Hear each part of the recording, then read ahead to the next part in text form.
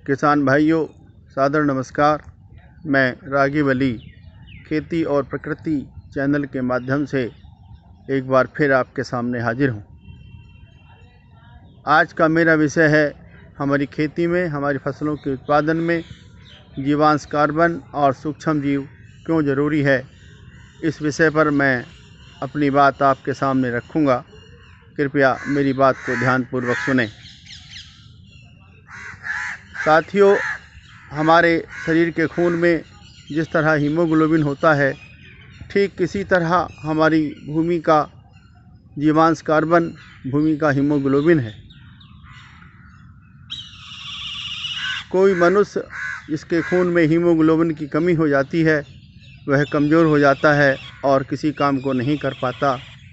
और यदि हम ये चाहें कि यह आदमी ताकतवर हो जाए और उसे हम अच्छी खुराक, उसे घी, दूध पिलाएं, फल फ्रूट खिलाएं, ड्राई फ्रूट खिलाएं और वह ताकतवर हो, अपना काम करने लगे, लेकिन ऐसा नहीं होगा।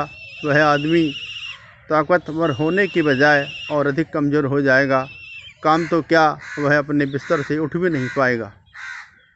ठीक इसी तरह हमारी भूमि में जो जीवांश कार्बन है, जो हीमोग्लोबिन है, यदि वह कमज़ोर हो जाता है तो हमारी भूमि भी कमज़ोर हो जाती है, अस्वस्थ हो जाती है। और हम उसमें यदि रासायनिक उर्वरकों का प्रयोग अधिक मात्रा में करें और यह चाहें कि अच्छी पैदावार हो जाए, लेकिन अच्छी पैदावार नहीं हो पाती है क्योंकि उसमें हीमोग्लोबिन की कमी है। ठीक इसी तरह सूक्ष्म जीव भी हमारी खेती के लिए बहुत महत्वपूर्ण है। सूक्ष्म जीवों की भी एक अलग दुनिया है। हमारे शरीर में, पशुओं के शरीर में, पशु पक्षियों के शरीर में, जीव जंतुओं के शरीर में, पेड़ पौधों में, हवा में, भूमि में और पानी में, सभी में सूक्ष्म जीव होते हैं। यदि हमारे शरीर में सूक्ष्म जीव नहीं होंगे तो हमें भूख नहीं लगेगी और न ही हमारी पाचन क्रिया सही होगी।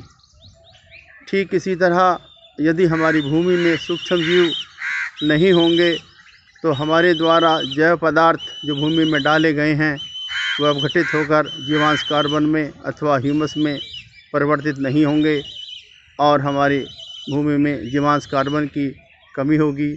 हमारी फसल अच्छी नहीं होगी, अच्छी पैदावार नहीं होगी।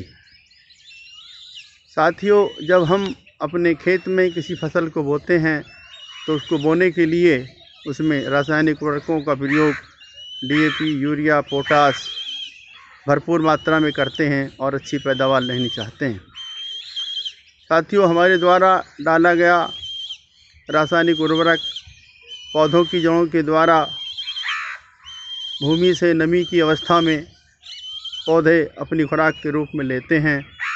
और यदि हमारी भूमि में जीवांश कार्बन की मात्रा पर्याप्त मात्रा में है और सूक्ष्म जीव भी पर्याप्त संख्या में उपलब्ध हैं, तो उस भूमि में पौधे अपनी खुराक को आसानी से ले लेते हैं और मजबूत होते हैं, फसल अच्छी होती है और पैदावार अच्छी होती है।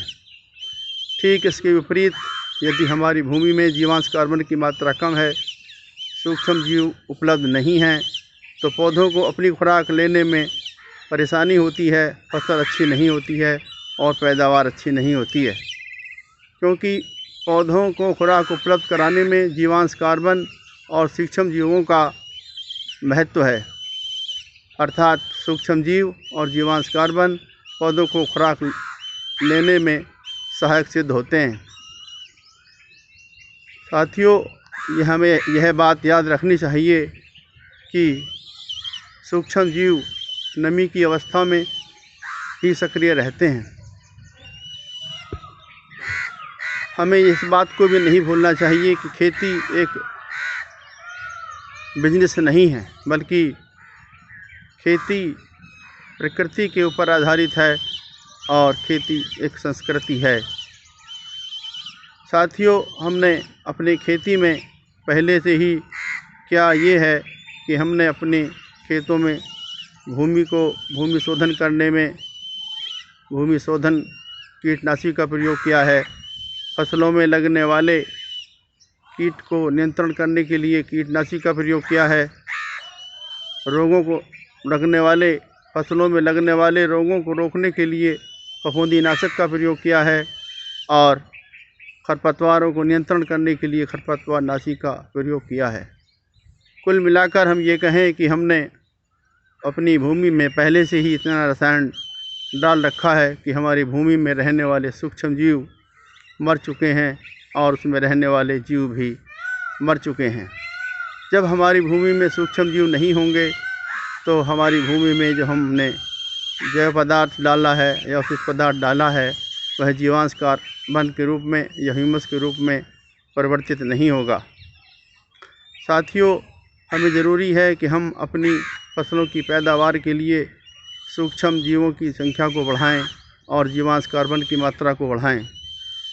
यदि हमारी भूमि में सूक्ष्म जीव मौजूद रहते हैं तो हमें यह मालूम है कि हमारी भूमि में बहुत से ऐसे पोषक तत्व हैं जो पहले से ही मौजूद रहते हैं और सूक्ष्म जीव अगर हैं तो वो पोषक तत्व वो खुराक हमारे पौधों को मिलती रहती है और फसल अच्छी पैदा होती है। साथियों, हमें चाहिए कि हम अपने खेतों में जीवांश कार्बन और सूक्ष्म जीवों की मात्रा को बढ़ाएं। इसके लिए हमें ज़रूरी है कि हम रासायनिक उर्वरकों DAP, यूरिया और पोटाश की तरफ कम ध्यान देकर अपने खेतों में जीवांश कार्बन की मात्रा को बढ़ाने की तरफ और सूक्ष्म जीवों की उपलब्धता को बढ़ाने की तरफ, साथ ही सूक्ष्म जीवों को जीवित रहने की तरफ अपना ध्यान देना चाहिए।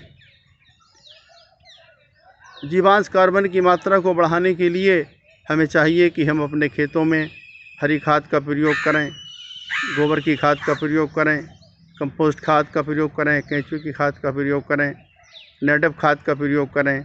साथ ही फसल चक्र को अपनाएं और रासायनिक उर्वरकों को धीरे धीरे कम करके बंद करें।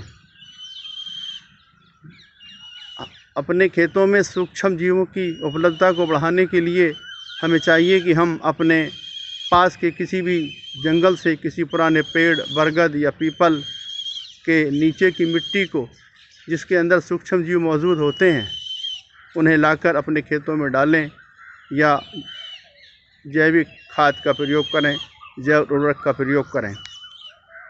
जब हम यह काम करेंगे तो हमारे खेत में जीवांश कार्बन की मात्रा बढ़ेगी और सूक्ष्म जीवों की संख्या भी बढ़ जाएगी।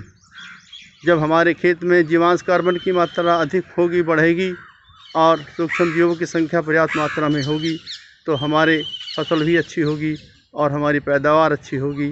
साथ ही जो उत्पाद पैदा होगा वह भी गुणवत्तापूर्वक होगा।